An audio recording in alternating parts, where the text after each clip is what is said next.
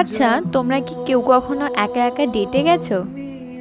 Hello everyone, আমি দীপান্বিতা আর এই চ্যানেলে আমি আমার ডেইলি লাইফ সম্বন্ধে টুকটাক কিছু ভিডিও দিয়ে থাকি।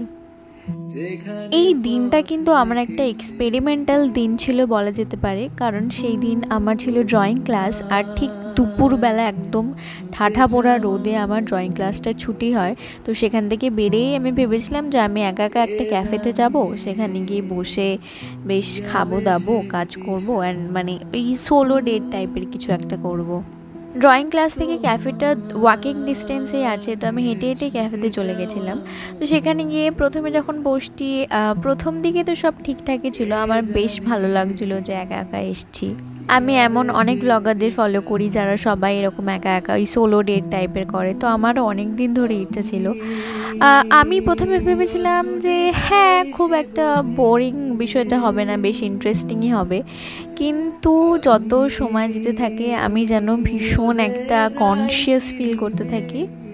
আমার খুব করে নিজেকে একা মনে হচ্ছিল। আমি কিন্তু নিজের সাথে নিজের সময় কাটাতে বেশ ভালোবাসি, কিন্তু ওখানে সবই ঠিকঠাকই ছিল, বেশ সুনসান একটা ক্যাফে অ্যান্ড সুন্দর করে সাজানো, কিন্তু আমার কোথাও কি নিজেকে ভীষণ একা মনে হচ্ছিল। আমি চেষ্টা করছিলাম ওখানে ল্যাপটপে কিছু কাজ করার জন্য, বাট আমি আলটিমেটলি সোশ্যাল মিডিয়া স্ক্রোল করা ছাড়া আর কিছুই করে উঠতে পারিনি।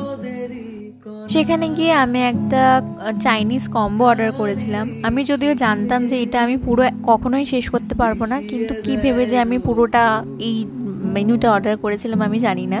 আমি এখনও ভাবছি, যথারীতি আমি পুরোটা শেষ করতে পারিনি অ্যান্ড লাস্টে আমি প্যাক করিয়ে বাড়ি নিয়ে গেছি।